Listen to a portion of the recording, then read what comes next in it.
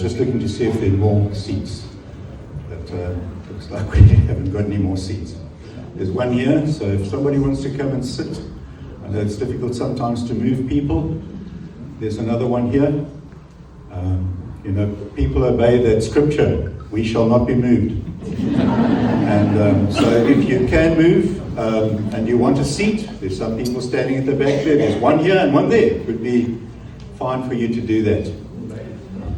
But thank you for being here today. I want to welcome you here this morning, and I speak on behalf of the family when I say that your presence is greatly appreciated. And it's amazing to see the number of people that have turned up this morning.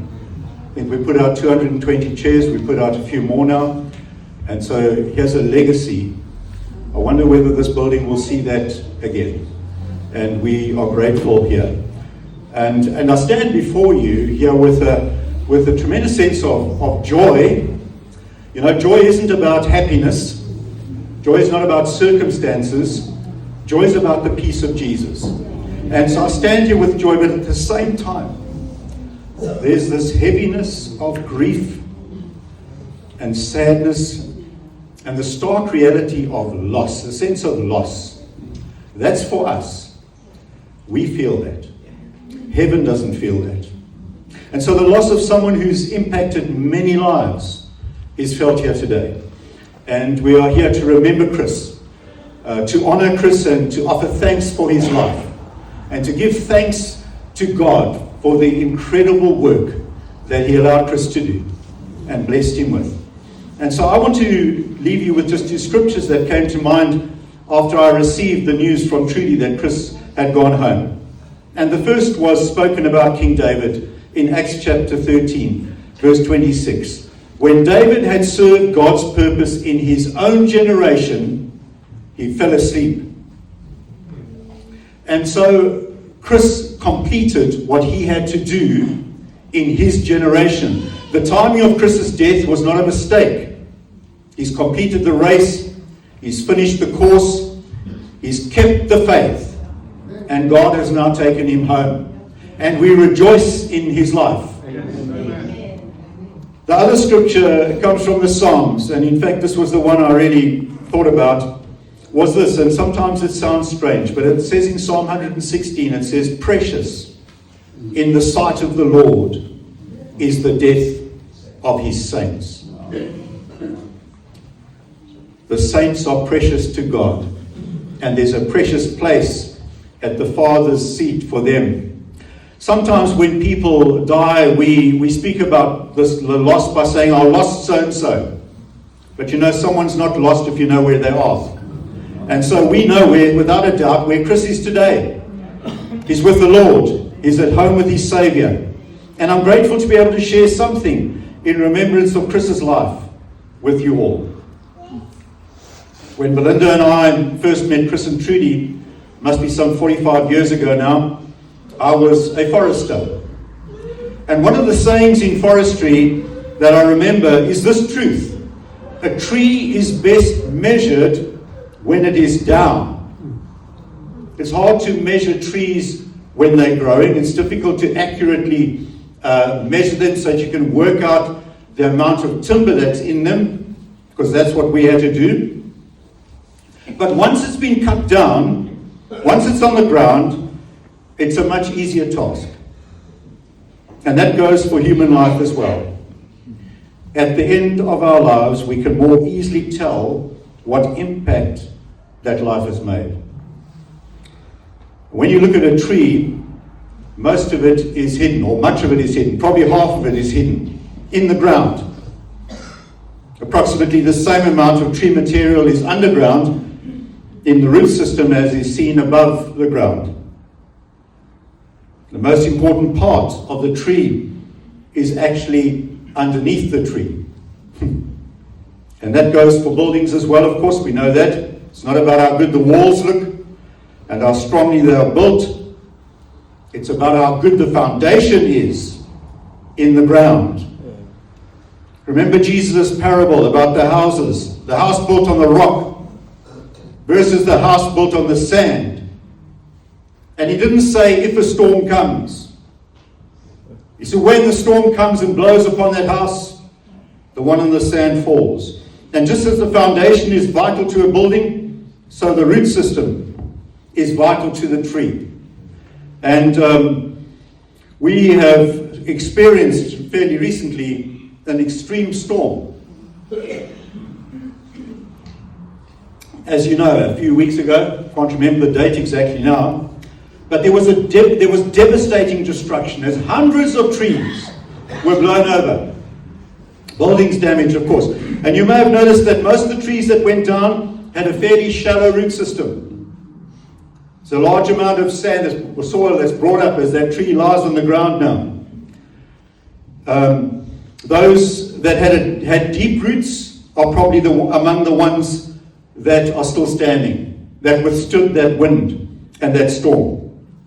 And one thing we can say about Chris, now that he's down, is that his roots went deep into the rock, Jesus Christ. He was rooted and grounded in the Lord. There were storms in Chris and Trudy's lives, many of them. We heard about some. We experienced some. They were devastating storms. But they remained standing through them all because the root system was good. It takes time for trees to grow. When a tree reaches a level of maturity, it is harvested. And there are many factors that show when harvest must take place. And so Chris has not gone to be with the Lord because he came down in some violent storm. The Lord came and took him home because he reached the point where God decided that it was time to reap the harvest of his life. And what a harvest! Chris never stopped sowing, and he never stopped bearing fruit in God's kingdom. What a legacy of faithfulness we find in him. Personally, I regard it as a tremendous privilege to have been able to stand alongside Chris when he felt he needed some support, and working side by side with him and the leaders in the church is a memory I'll cherish. Now he's gone, but his legacy lives on. We're grateful that Chris was fully committed to Christ, perfecting, and God was perfecting a beautiful story in his life all along, punctuating it, ensuring the steady flow of each sentence and of each paragraph that's been written about him. My challenge to each of you is this morning, what is your root system like? How deep do your roots go into the Lord Jesus Christ, the rock on which you stand? Are you really rooted and grounded in him? Is your foundation on the rock or on the sand? The storms will come and blow upon your life, that is for sure. And will you stand, and will you be counted among the faithful servants of Jesus Christ? I want to pray this morning for the family mainly, but we pray for all of us. Chris has got an amazingly big extended family, brothers and sisters who were with him in the work that he was doing. And so we commit them all to the Lord. And I want to pray this morning for Trudy and Lydia and Gideon especially, as closest to Chris. And Father, we pray now your blessing upon them as they go forward in life. We know that the time when everyone's around and there's a lot of connection with people that love them, that time comes to a place where maybe it gets quieter and where they don't feel the closeness of others.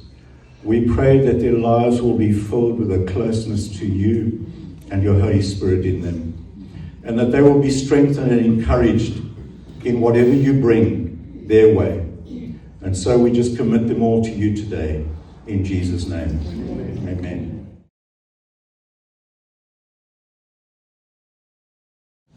Let's hope the folks that are going to be giving eulogies will be able to get here through the crowd. But Mike Hills is first up.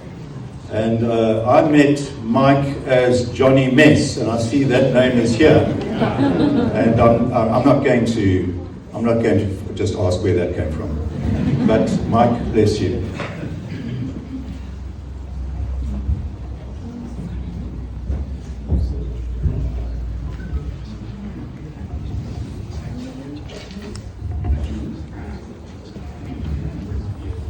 Good morning, everybody. Hello. I just want to tell you, my tenses are so bad. If I tell you anything this morning, you must decide by yourself whether it already happened or it's still going to happen. Okay. But, hey, kijk wat ik toe is. Dat is mooi. Dat zie je.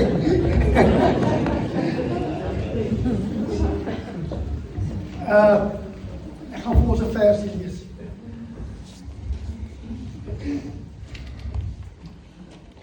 Timotheus, 2 Timotheus.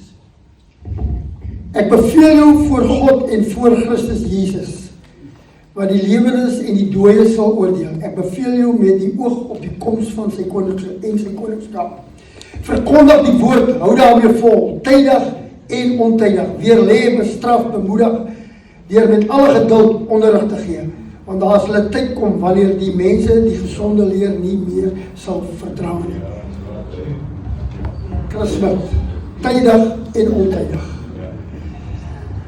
Baie dankie vir die voorreg om iets oor Christus betrokkenheid in my en my gesin se lewens te sê.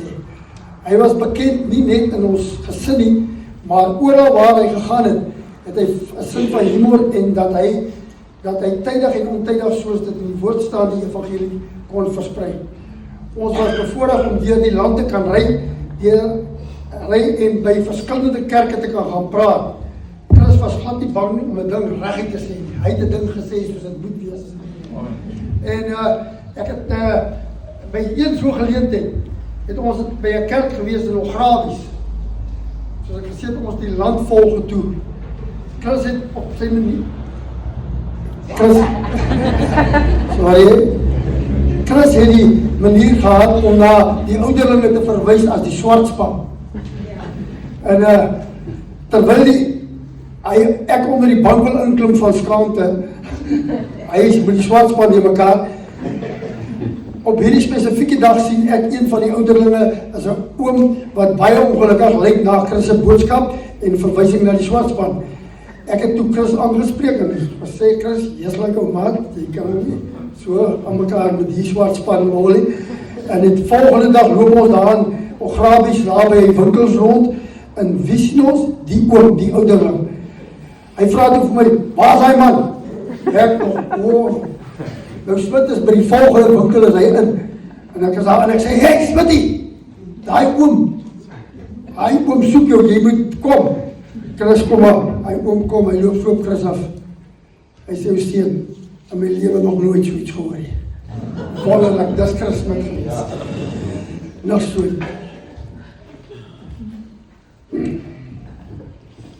Ek moet eintlik sommer nie papier vat. Sommer net praat. Christus is altyd lekker padkos. Waar julle in die stukkie vertel. Ons het altyd padkos gevat vir die trips. En dan, maar die spesifieke trip, en hy die padkos hier voor hier by hom. En dis nie lang nie, dan soek ek kos. Smit, hierso. En hy gee. Yes, dis 'n lekker toebroodjie. Dis 'n toebroodjie met koerantpapier op. Dat is Christus gewees. Ek wil vir julle sê, ons was daar by Ograbies daar in Krarok, by die skole. Die kinders het hom verstaan, hy het hulle taal gepraat. Hy kon in hoeveel mense, kinders, groot mense het ek het my eie oë gesien, wat hulle harte vir die Here gegee het, waar Christus opgetree het. So Christus was 'n sielewenner vir die koninkryk, en ek en jy was bevoorreg geweest om hom te kon ken. Baie dankie.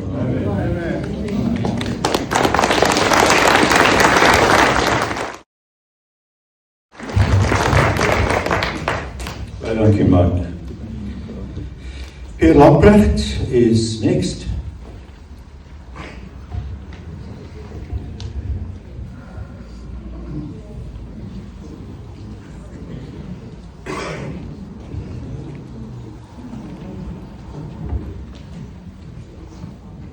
Sê, keep your home net.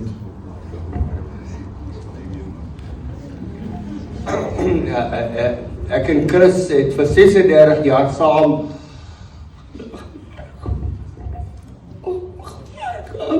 arbeidsbediening. Hy was 'n absolute voorbeeld vir ons. Hy het van Wildernis Hoogte afgery. Dan was hy 7 uur in die oggend by Art Welding in die winter. Koue om boodskappe te bring. Die laaste ruk het hy by Grootbrak Spar 2 keer 'n maand boodskappe gebring waar 40 mense bymekaar gekom het. Die bestuurder, die bestuurderesse, almal het bymekaar gekom. Hulle het vir Chris geweldig waardeer.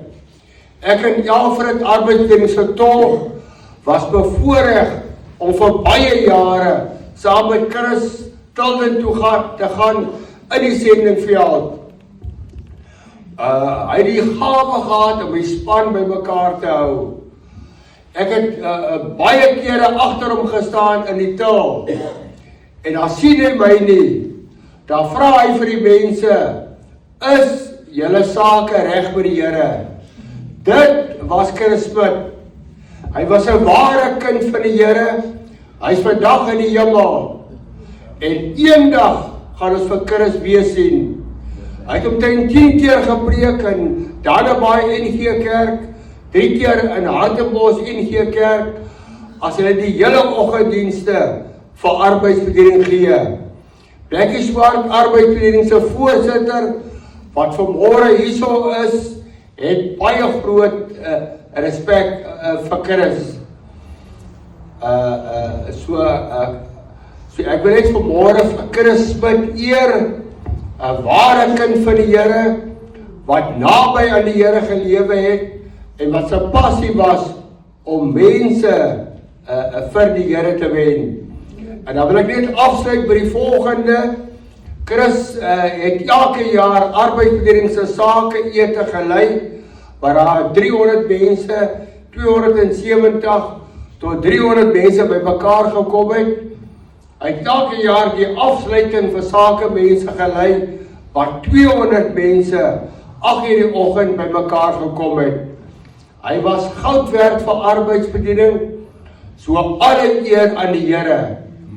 En dan die doel van hierdie praatjie is, ek en jy moet leer by Chris. Ons moet die ywer van Chris gebruik. Ons moet vir mense vra, is jy weergebore? Is jou saak reg met God? So dit moet ons vanmôre lewer. Leer by Chris. Baie dankie.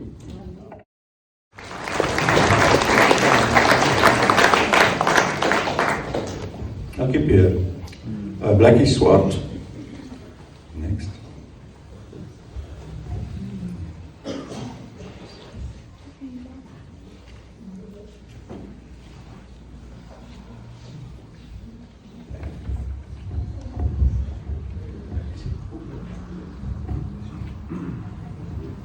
Michael, ek het my tenses gegoogel, ek hoop is reg.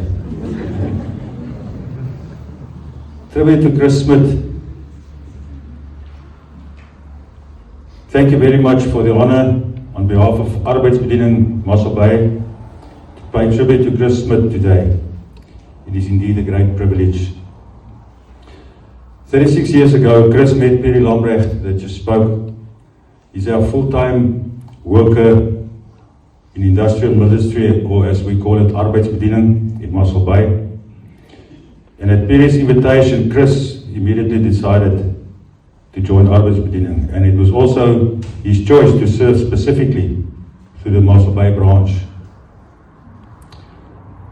Arbeidsbediening as an organization was established in 1897 and was originally known as Railway and Harbour Ministry.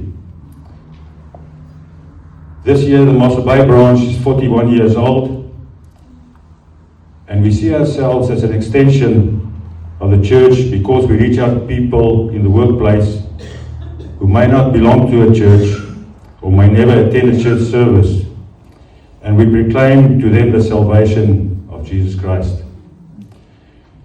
Chris used his ministry wonderfully to share the message of Jesus Christ in the workplace. And it was his passion to win souls for Jesus. Chris was a pillar of strength for Arbeidsbediening, and he always held his audience's attention with powerful and understandable messages. Chris's heart belonged to the Lord, and his messages were always so sincere that he was often deeply moved while sharing the gospel with people. In the same way, he used humor beautifully in his work for the Lord. He also regularly represented Arbeidsbediening in local congregations where he delivered messages that touched the hearts of his listeners. The last occasion was at the NG Church, Mossel Bay South, where he shared a testimony that I will always remember. He spoke of a time when he fell approximately 40 meters while flying a paraglider. Everything happened so quickly that there was no time to say prayers or call for help. And all he had time for was to shout, "Lord." Meaning that one should always be ready when the Lord comes to call you. Chris also loved Trudy and his children dearly, and on many occasions he spoke about how much he loved his vroukie. Thank you, Trudy, for always supporting and standing by Chris in his work for the Lord. You will always remain part of us because you've become deeply rooted in all of our hearts. We pray that the Lord will comfort you and your loved ones with a comfort that only He can give, and that you will cherish all the wonderful memories. We thank the Lord for the life of Chris, for his involvement and leadership within Arbeidsbediening, and for all the years during which he taught and inspired all of us. My condolences on the loss of Chris. This tribute reflects a life of sincere faith, dedicated service, and a deep love for both his family and the people he ministered to. Chris het die wedloop gehardloop en die wenpaal met lof bereik. En daarvoor gee ons eer aan ons Here Jesus Christus. Dankie. Amen. Sister Anna. Is jy hierso? Daar kom sy.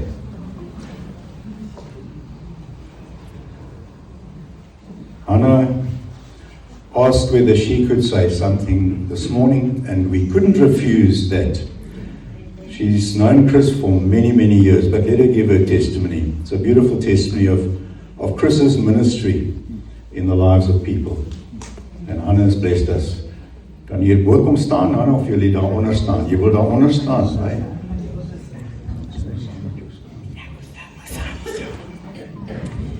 Prys die naam van die Here.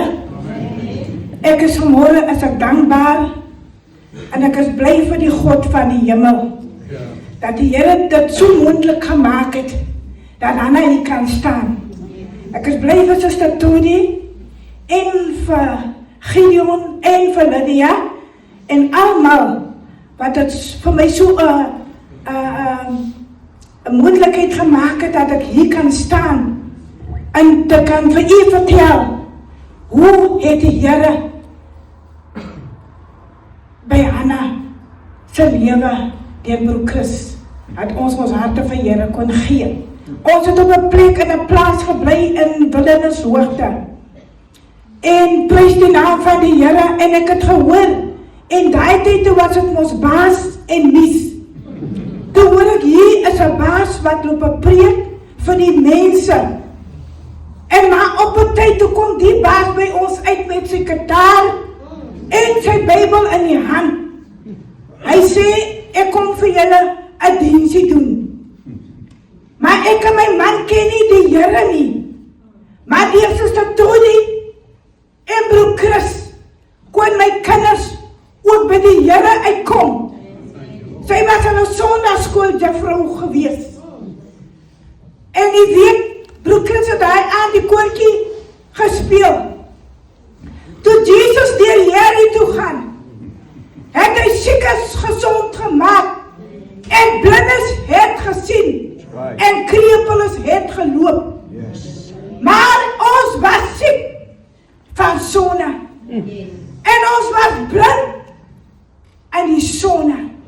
Maar die Here kon daai aan broer Chris gebruik, om vir ons hande op te lê. Broer Chris het geen hoogmoed gehad nie. Hy was nie iemand van hoogmoed nie. Daai aand het hy vir ons hande opgelê. Maar hy het ons nie daar gelos nie. Hy het in hy gaatjie afgekom met 'n karretjie. Dat een aand het het so gestort reën. Dit was gevloed van die water kom hier af. En broer Chris het daar in die reën aangekom. En kom haal julle, gaan saam met my. En ons het saam gegaan. Broer Chris sê, sien julle hoe reën dit. Sien julle hoe reën dit. Maar moenie worry nie. Die engele gaan hierdie kar hier opstoot. En die water het so gevloed. Toe ons bo die pad kom, toe sê broer Chris, sien julle. Die engele het die kar gestoot. En die weet dierbare, Suster Trudy en Gideon en Lydia, ek wil julle vanmôre bemoedig. Kyk aan die Here. Daar is krag in die bloed van Jesus. Daar is genesing in die bloed van Jesus. Die Here gaan julle help. Jesus maak die storm stil. Prys die naam van die Here en ek wil net hierdie ding sê. Daar's mense wat wil trou. Daar by ons.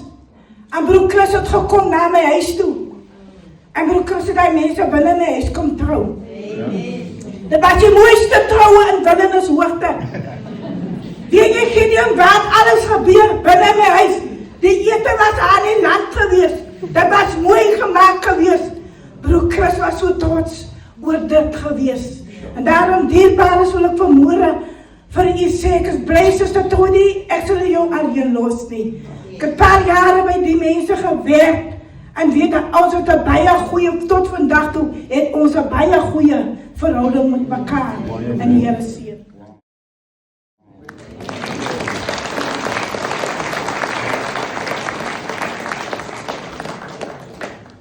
Okay.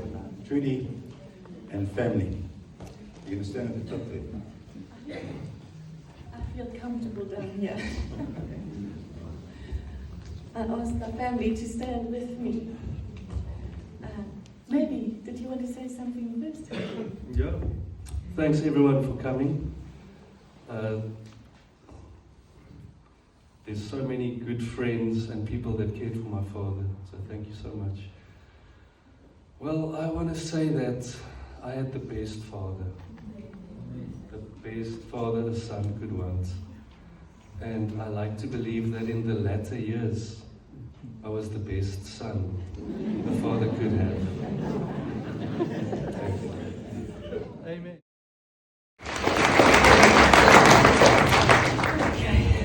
To me, it feels like an impossible task to capture in just a few words all that my dad meant to me.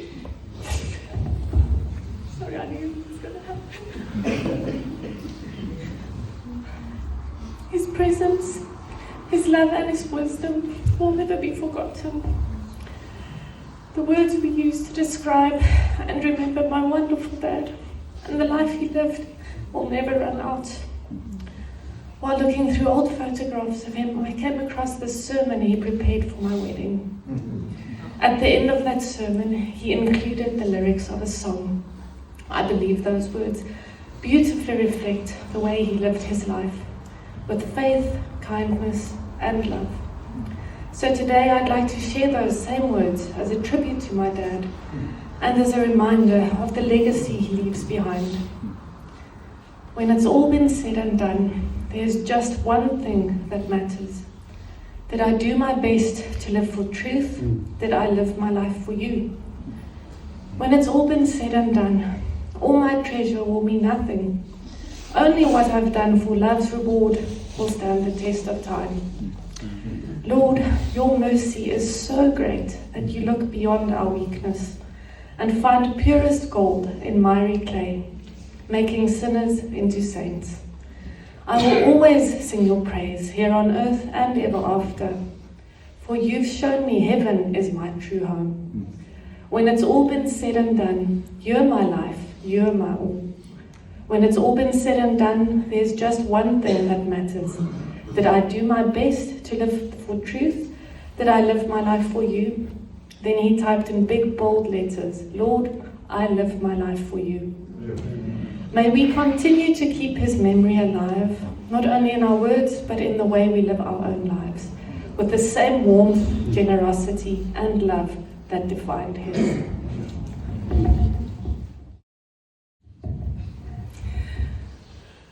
Oh, now it's my turn.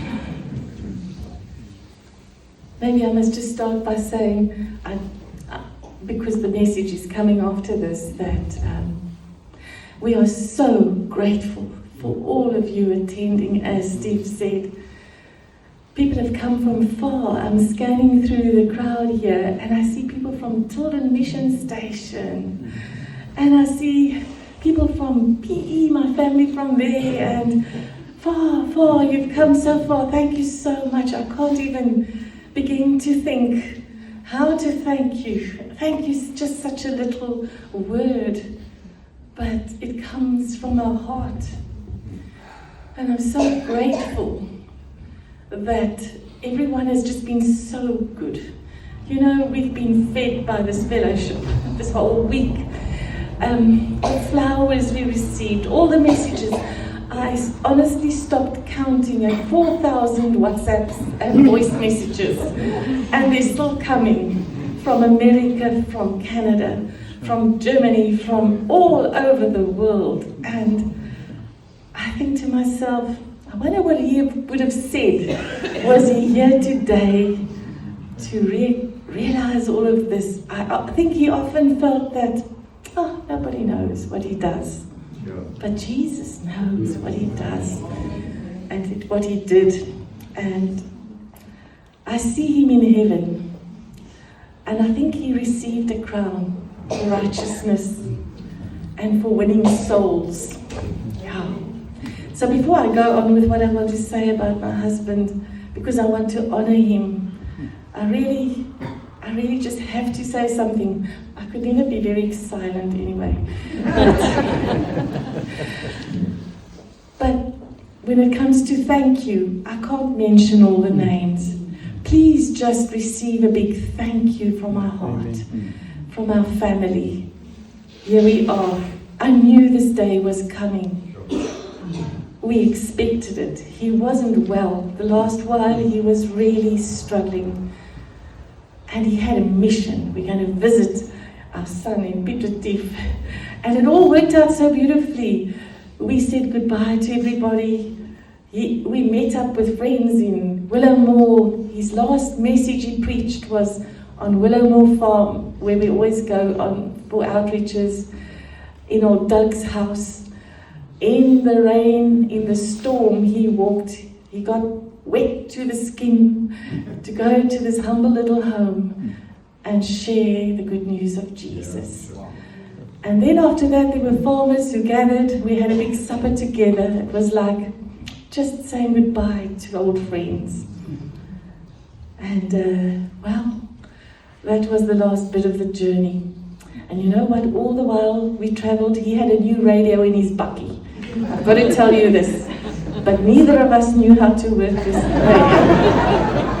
So he had this little, wat noem jy dit, 'n stokkie, where he downloaded some music on, and on that stokkie, that stick, memory, whatever you call it, whatever. USB stick. There was this strange song, 'n Afrikaans lied, wat sê, as jy oud is, gaan jy alleen wees. As jy dood is, gaan hulle kom.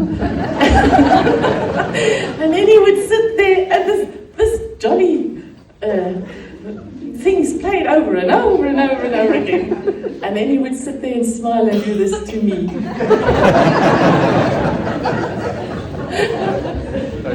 That was my own man. and yeah, he would have been overwhelmed by this response. So thank you, everyone who was involved in organizing for today. We've got radio stations here that are going to broadcast. We've got Eden FM here. We've got Heartbeat here. Hichu is doing live streaming as well. Oh, please make me look prettier. And it's overwhelming. I think I was married to a king and I didn't realize it. And he didn't realize it. He was a son of the Most High God. He was king. In my life anyway, and in our home. Yeah. So, let me put on other eyes. In 47 years of marriage, I can honestly say, I salute you, my love. Jy is my bokkie en my liefling. En dit sal hy altyd bly. Daar was nooit iets wat hy nie kon herstel nie. You all know him from meetings and whatever, but he was 10 times better. No, many more times better than MacGyver. He could turn any broken thing into something workable. And I have to say this, I didn't think I would. I even love Helen Levitt now.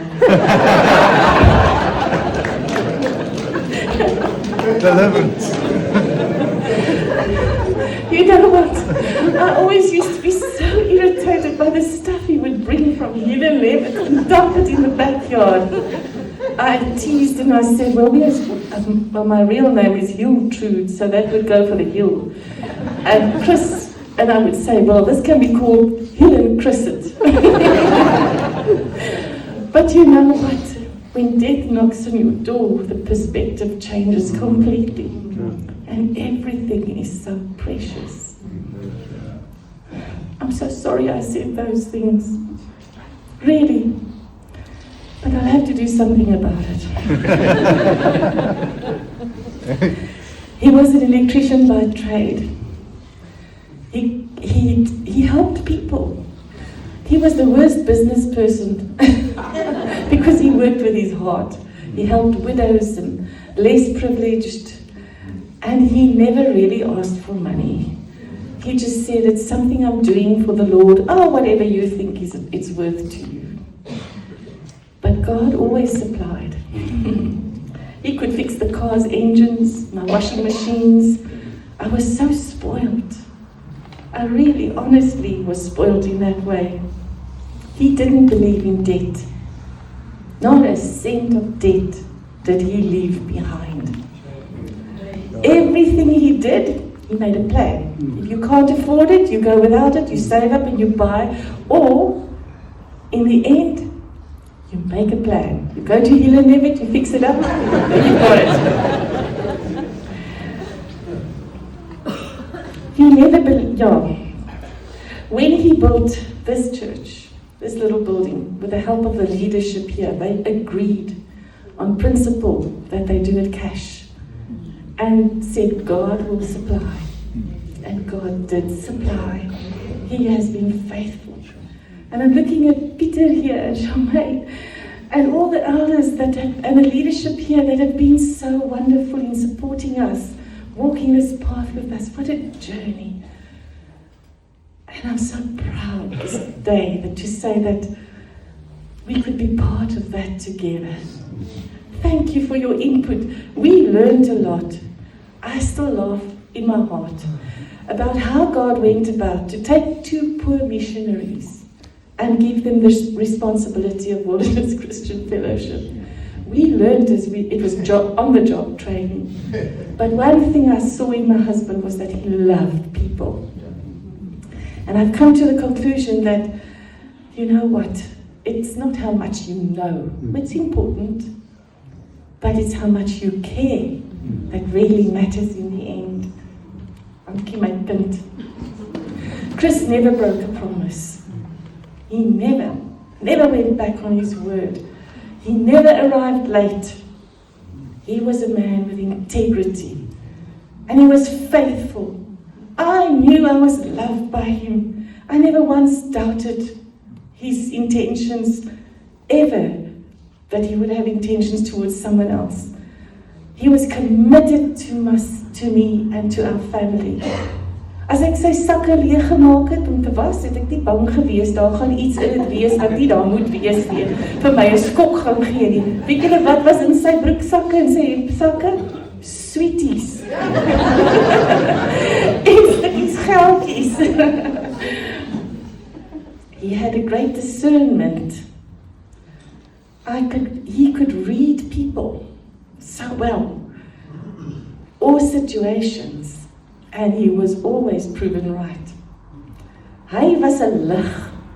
Hy was so getrou aan sy roeping. I travelled with him throughout South Africa, into the mountains of Lesotho on horseback. 6 hours on horses to get to that little place up there in Lesotho where nobody has been before. And what was the message? Jesus saves you.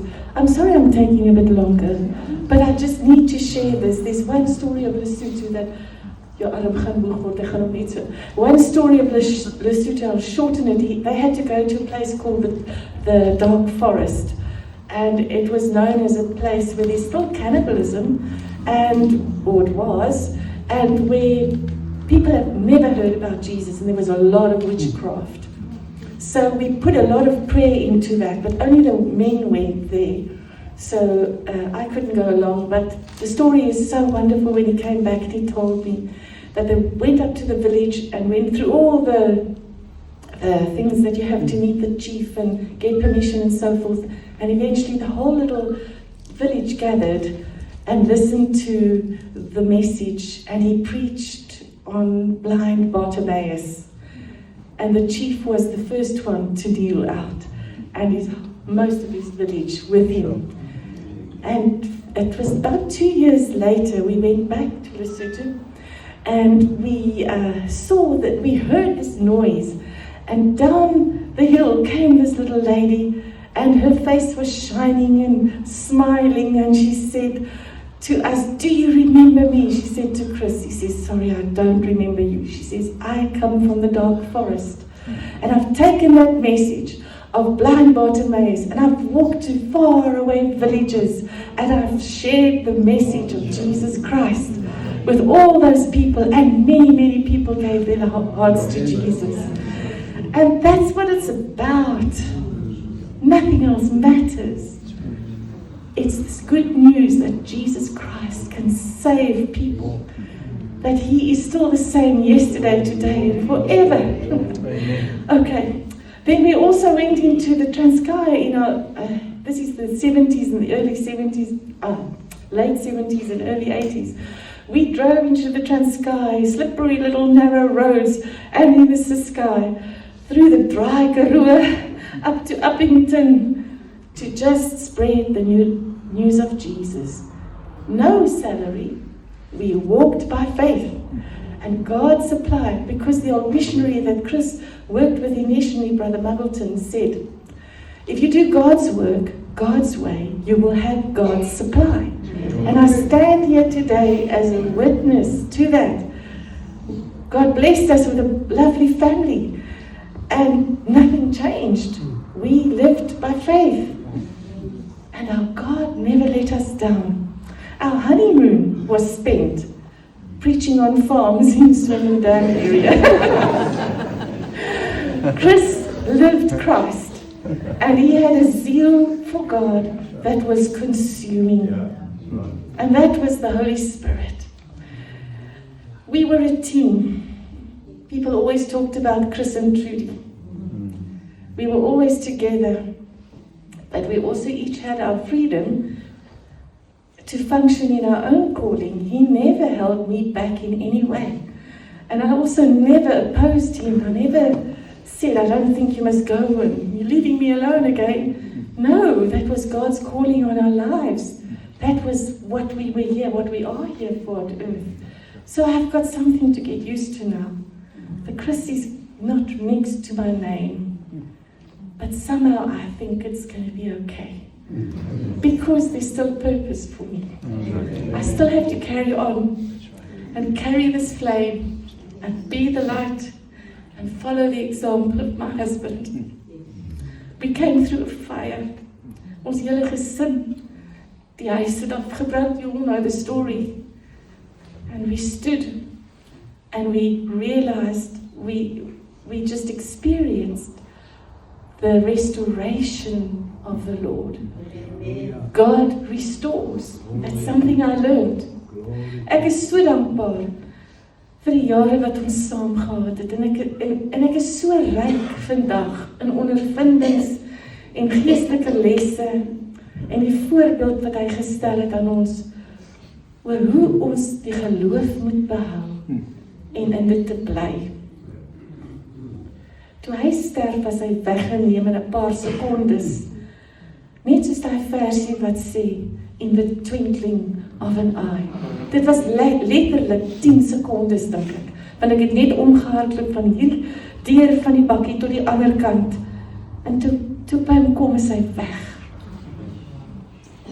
A last thank you to those in our fellowship here at Wilderness Christian Fellowship who treated him just the same in his latter years and in his frailty as you did before.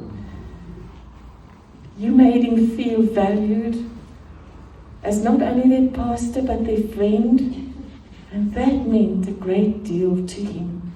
Sometimes, and I'm looking at lots of grey heads here, we seem to feel forgotten and overlooked when we get old.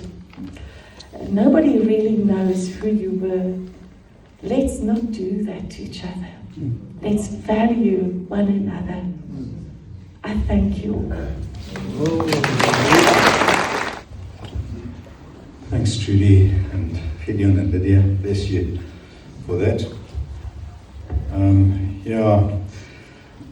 I've got a message here from overseas, from Clive Calver, who sent a message via Hein Enslin to us, and he just asked me to read this. So, he says, in a very loving memory of our brother in Christ, Chris Smith, I would not be pushing the truth for one moment to say that our friend Chris was one of the most extraordinary men that either Ruth or I have ever met. From our first meeting more than a decade ago, he made an indelible impression upon both of us. So, what will we both remember most about the man we're so privileged to call our friend and brother? Number one, Chris was always quite extraordinary. The term is often used as almost an insult, but its original usage was to denote a person who defied replication. And that was Chris. Our Lord Jesus made one of him and then threw away the mold, knowing that that particular job was now successfully completed. This was Chris, a man for all seasons, who willingly put his hand to everything his Lord gave him to do, and we were all the beneficiaries. Secondly, Chris was always the evangelist. There were many other gifts and roles he could assume, but when it came to leading others to surrender their lives to King Jesus, he was unique. For many years, I had the responsibility of leading Britain's annual conference for some 400 evangelists.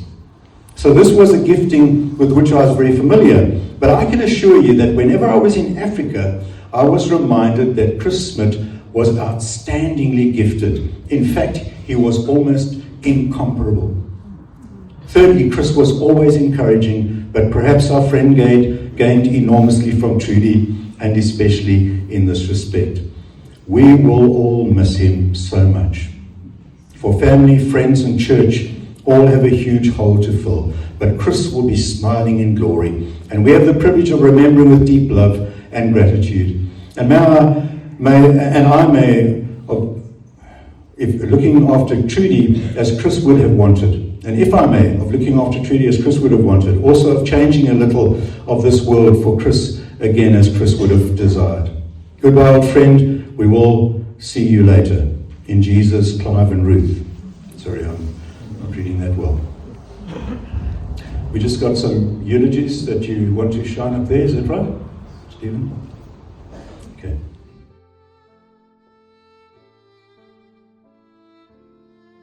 En ken hom Chris vir so 'n goeie gedeelte van 20 jaar, waarvan hy 12 jaar wat ek by geestelike sorg was, in die kantoor bedien het.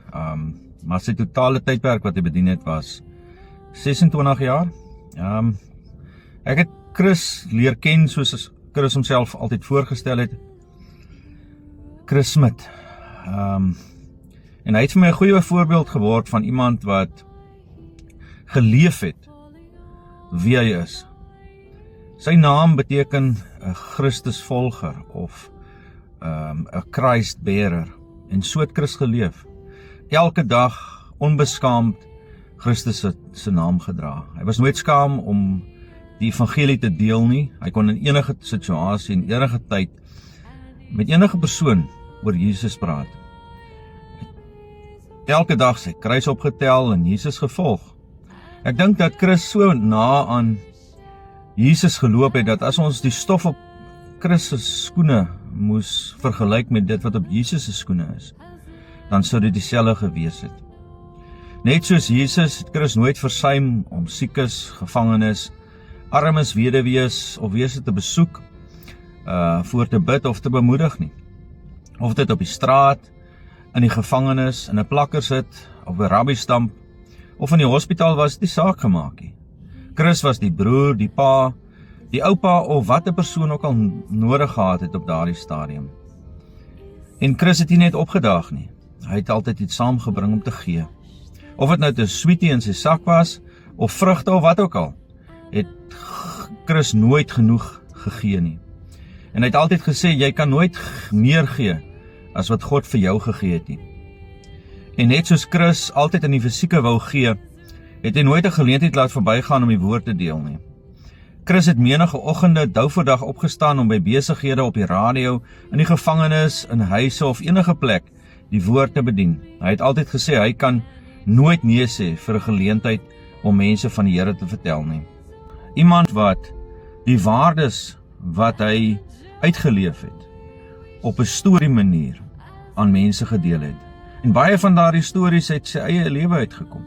En so kon mense nie net die storie hoor en daardeur identifiseer nie, maar ook besef dat daardie storie is uit 'n menselewe. En net soos daardie evangelie deel geword het van Chris se lewe, kan die evangelie deel word van elkeen van ons lewens. Oor die jare het Chris meestal in elke week 2 dienste gehou in die kantoor. En vir Chris om 'n skof te mis was heeltemal ongewoon. Daar was hoogstwaarskynlik baie buitengewone omstandighede vir Chris om 'n skof te mis. Hy was net nie beskikbaar as 2 goed gebeur het nie. En die eerste ene was sy mission trips. En die tweede een as hy sy seun besoek het. En daardie prioriteite in Chris se lewens van die evangelie en my familie het ook sigbaar gewys die dag, Chris se laaste dag. Hy was op pad na sy seun en soos gewoonlik besig om lekkers in die evangelie te deel, net voor hy sy oë toegemaak het. In die laaste maande het Chris baie die volgende gesê: If you are born once, you live once. If you are born twice, you will live twice. Nou het Chris oorgegaan na sy tweede lewe en het hy sy leer in hierdie lewe afgesluit. 'n Tydjie gelede het Chris 'n memorial service vir een van ons lede bygewoon en die closing of the file het vir hom verskriklik baie beteken.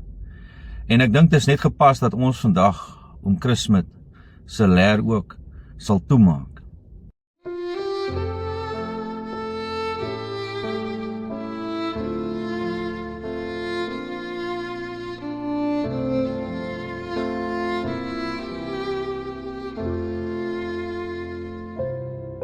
I come to the garden alone while the dew is still on the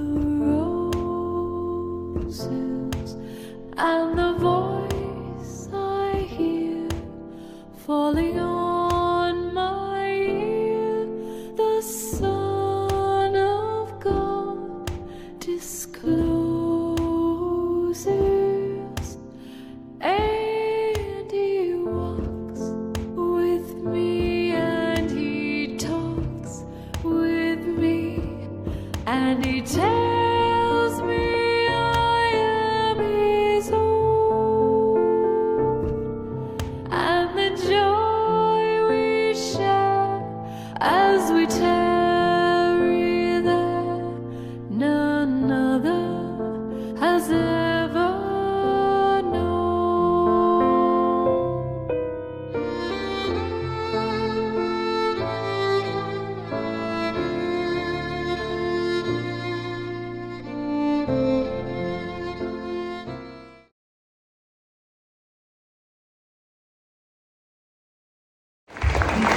Amen. Would you mind standing with me just a short while?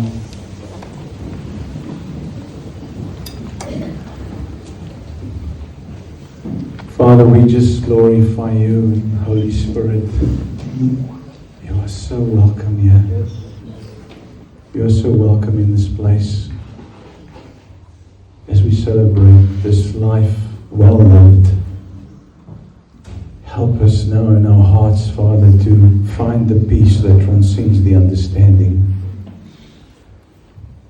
Help us now, Father, to receive from you a touch in this place, Lord. Let us be touched. Let us experience what Chris experienced his whole life. Your sweet, sweet presence in this place right now. Father, I pray for the family and especially for Tony Trudy. Father, I don't have words, but I know that you have comfort. And I pray that you will just lavish on Gideon, on Lydia, on the grandchildren, the extended family, on Chris's sister, all the family, Father, that you will just touch them right now. That they will know in their spirits that life is a fleeting moment, but we will have eternity. That we have heaven as our hope to look forward to. In Jesus' mighty name, Father. Now I pray that hearts will be prepared in this place to receive, not from me, but from your Spirit, Lord, in Jesus' name. And everybody said, Amen. Amen. You may be seated. Ek wil net sê, julle het baie mooi gepraat. Spesiaal om Johnny Mes. Om Chris was baie gehoor het wat jy gaan sê op sy begrafnis. En aangesien die donder weer amper vir Gideon gekry het, was ek bang daarvoor ook vandag, dat die donder weer sal kom. You know, I met Chris when I was a young boy. I think I must have been 7 or 6 years old when my dad went up to Wilderness Hoogte to go get something repaired. And I didn't understand what they were doing, but I saw this smiley man, you know, this preacher with a beard and this real Jesus grin. I remember that sort of, when I was young, that irritated me. And then I had a very bad experience in the Civic Center with the evangelist. One night, the Lord gave him a word of knowledge. And long story short, I knew he was talking to me and the fear of God came upon me. So I had this fear that God saw me and he saw my sin because I was already on drugs and doing all sorts of things which I won't mention at a funeral. And this man started saying about my sin and I was so scared because I knew God knew and God saw me. And then I went to the Assemblies of God on Sunday evening. I'd been surfing the whole day and using drugs, and I just went there because I was dating the Reverend's daughter. It was part of the conditions of employment. I had to be there. And then as I was sitting in the back, this red bearded preacher was preaching in the front, and I thought for a minute, ek verbeel myself. Maar dan kyk die man vir my die hele tyd, he's watching me. And I'm thinking, this can't be. Lord, this can't be happening again. This is like a sequel. So what's happening here? And he was like looking at me. And I thought, man, I'm just getting delusional, but my body went into fight or flight. So I started getting anxious and I thought I need to get out of this church. I need to go. And I remember it was the final song and they were still singing and Chris was still standing at the pulpit. And I thought, let me run to the back of the church. So, I mean, everybody must go for the gate. So I'm going around the corner on that side to hide. And then lo and behold, here the red bearded man was outside. And I thought, what kind of a preacher is this that leaves the pulpit, runs out the side door, and then confronts a drug addict, a sinner, a prodigal son. And that confrontation didn't go well for any of us. I mean, the one thing I can remember is when Chris told me about him coming to Christ and him going to Baltimore. It was actually on the 9th of May 1976. He went to Baltimore, and at that Gospel Tabernacle in Baltimore, there was a Pastor McDonald, not McDonald's the restaurant, but a Pastor McDonald who preached the message on the prodigal son. And I recall him, Chris, I can just recall flashes, because when you're on drugs, you only remember certain things. So I recall that, and I remember the one thing he said to me is, ek was op 'n ducktail. What's a ducktail? It's an outdated ou toppie. What is a ducktail? But I remember that it was the first time I was judged a lot, and I was told to read my Bible. I was told to go to church. I was told a lot of things by various family members. I won't know names. Ons is op live stream, so ek sal maar nie name noem nie. But I was intimidated. I had to pick up the dog poo. I had to go to church. Those things were my punishment. You know, if I didn't do that, I couldn't get my pocket money. So church for me was just another chore. But it was the first time that I was confronted with the gospel of Jesus Christ. Not religion, but relationship. And I did not receive Christ that day. I rejected it. And it was only later years when I felt a tap on my shoulder at the prison. Me and Chris, we were in prison together. Nou weet hulle nie. Dat het nie dit gesê nie. Ja, Chris was op in die tronk vir 26 jaar. Jy kry nie tronk vir niks nie, hoor. No, he was serving there as a spiritual worker, and we were at a meeting. Let me correct it.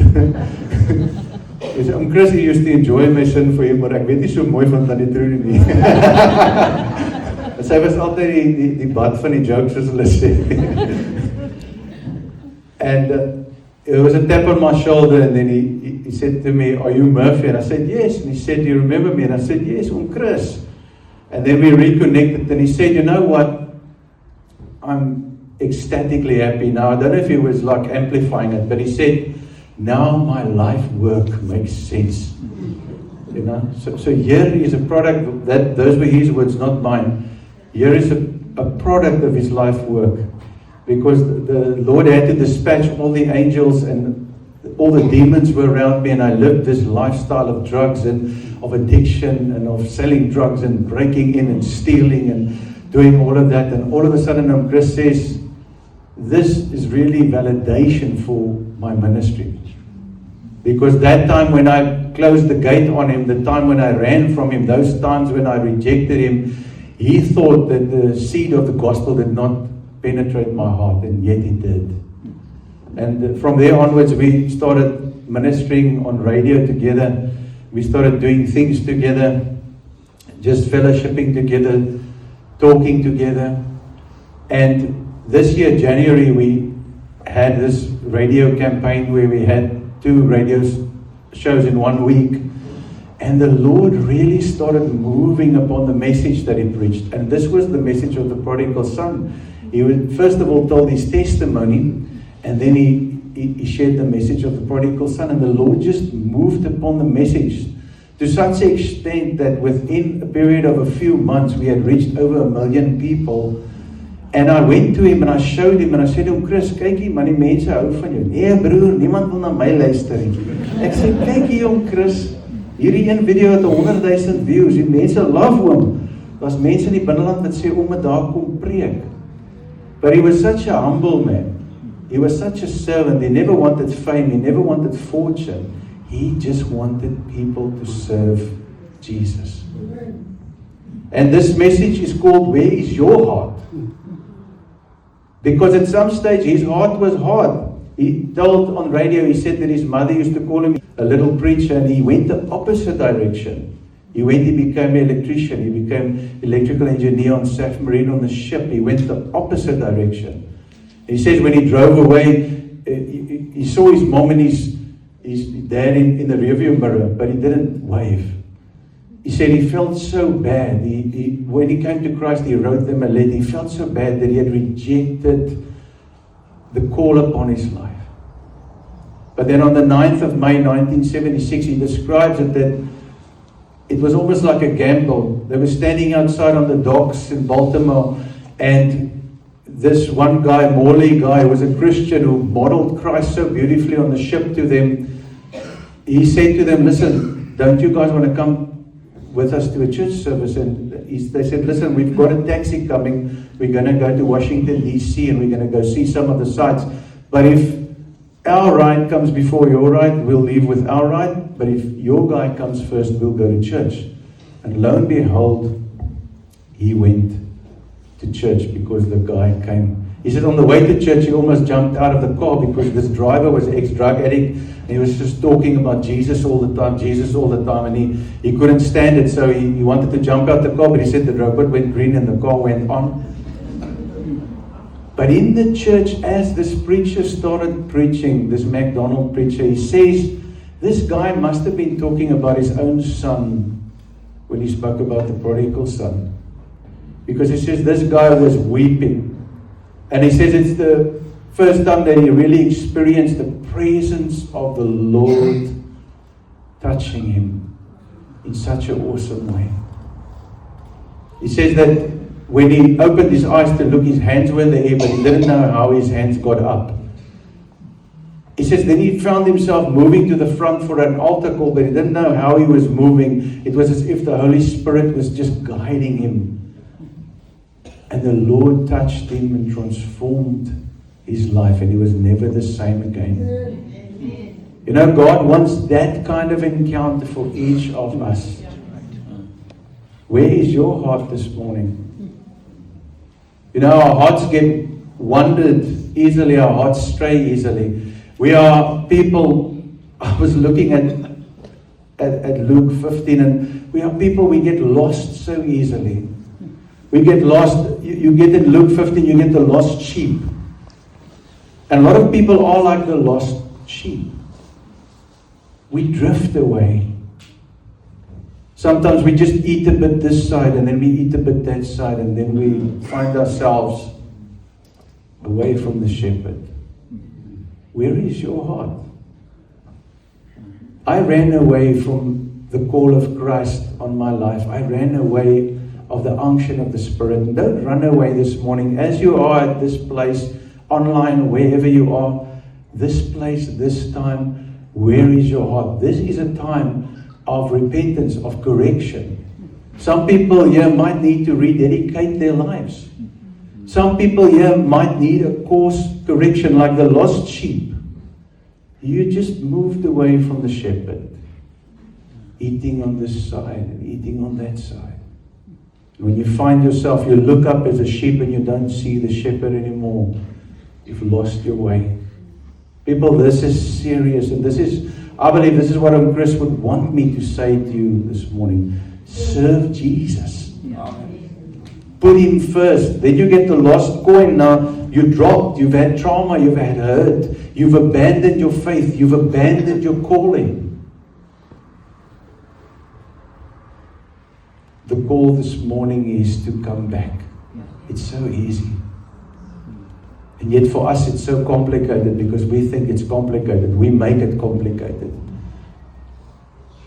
You know, the Bible says we have to follow Christ every day. We have to take up our cross and follow him. And then you get the lost son. Now this is the one where I identified with him, Chris. This is the rebellious one, prideful one, the stubborn one. But looking at that story, and we don't have the time to really go into it, but looking at that story, there's this portion of scripture that it says, the father was waiting. And today, as I'm asking you this question, where is your heart? You know, at a time like this, we need to come to a full stop.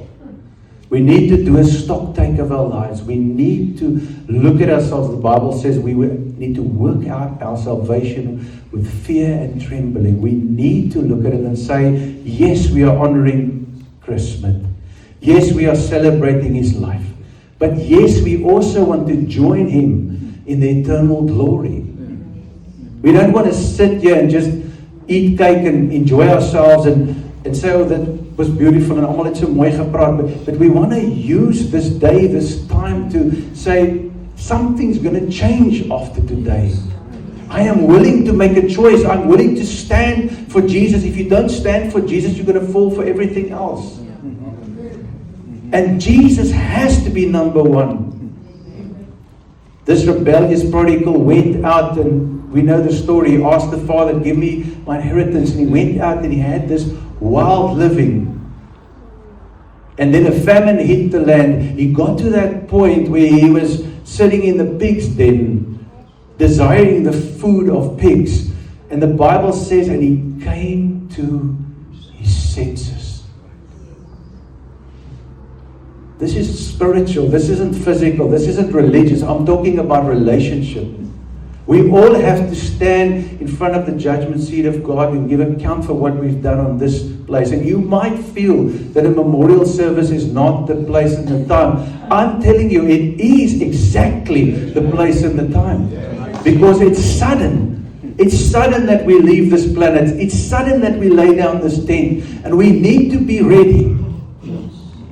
Today is the day.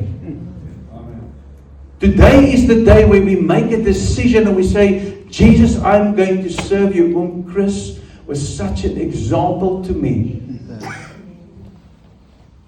He demonstrated the love of Christ. He demonstrated the passion of Christ. He demonstrated what it really means to be a Christian. It's not a title. So this morning I want to challenge you with this question, where is your heart?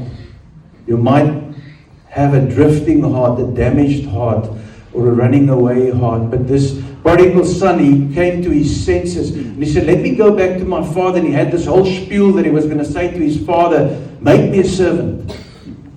I'm not worthy. You are worthy. Jesus Christ died on the cross for your sins. He paid the price for you and for me. You are worthy today to receive that salvation. Receive it. It's not complicated. Receive it. He came to his senses and he went back, and when he was long off, his father was watching. And for time's sake, we know the story. His father ran out, grabbed him and hugged him. And where is your heart? If your heart needs to return this morning, if there needs to be a course correction, your father is waiting, your father is watching, and your father is willing, and your father is loving. The prodigal got restored. He got the fatted calf. He got the sandals on the feet. He got the cloak. And God wants to bring restoration to your life. Amen. I want to challenge you as we just close our eyes for a minute. If you need to rededicate your life, I'm just going to say a quick prayer with you. If you need to make a decision today, I want you to raise your hand. I don't want you to be ashamed. I'm just going to say a quick prayer. If you could raise your hand, if you need to make a choice and say, yes, I want to put Jesus first. This is what Chris would have wanted. He would have wanted you to make this declaration. I'm not going to call you out. I just want you to raise your hand wherever you are. And I'm going to say a prayer for you. And I see the hands are going up. Don't be ashamed of the gospel. Don't be ashamed of God. You don't know when this is all going to end for you, this physical world. So be ready for eternity. They say life is short, you must enjoy it. I say eternity is long. You better be ready for eternity. So raise your hand with boldness today. I've seen those hands. You can put them down again if you want to. Father, I just pray for every person as we ask the question, where is your heart today, Lord? I ask that those hands that are raised, and even those who were ashamed to raise their hands, Father, I pray that you will touch them in their hearts right now. I speak life as they rededicate. as they commit, as they give it all to you, Father, I speak life over them in every area of their lives. In Jesus' mighty name, Father. We praise you that the angels in heaven, according to the lost stories, we see the angels in heaven rejoice as they come to you today in Jesus' name. Amen and amen.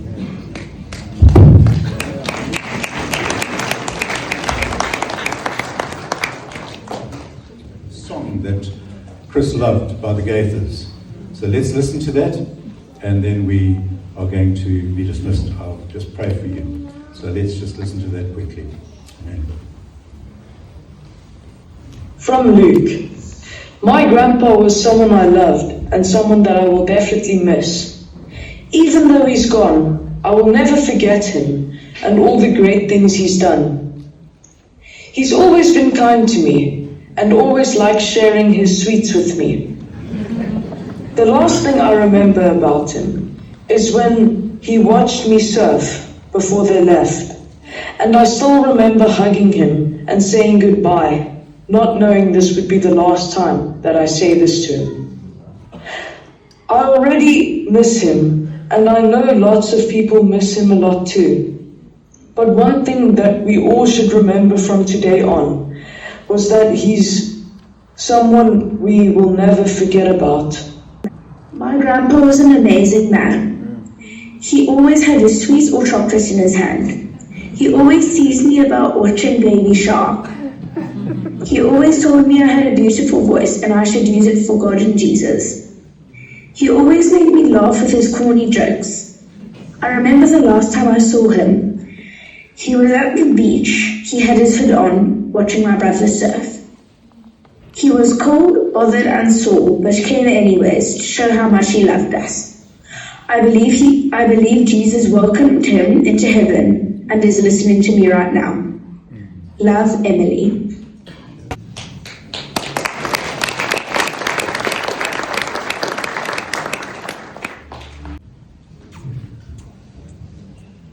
Sure, what a send-off.